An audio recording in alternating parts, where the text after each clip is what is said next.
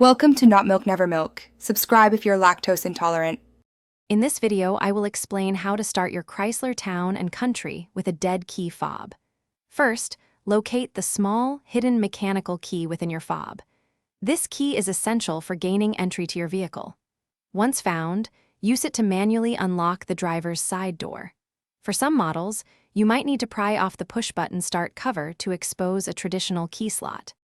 Once inside, if your vehicle has a traditional ignition slot, insert the entire key fob into it and turn to start. If you have a push-button start, place the nose of your key fob directly against the start button and push. Simultaneously, press the brake pedal very, very hard. This method allows the vehicle to recognize the fob's chip, even with a dead battery. If the engine doesn't start, first ensure your vehicle is firmly in park or neutral. Sometimes, a low car battery can also prevent starting, so check that if needed. Be aware that opening the door with the mechanical key might trigger the car's alarm, but it should stop once the engine successfully starts using the fob. After successfully starting your Chrysler Town and Country, it's crucial to address the dead key fob battery.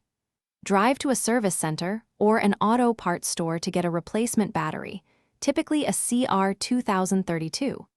To prevent future issues, consider keeping a spare key fob with a fresh battery and test your existing fobs regularly. Thanks for watching. If this was helpful, leave a like and consider subscribing. See you next time.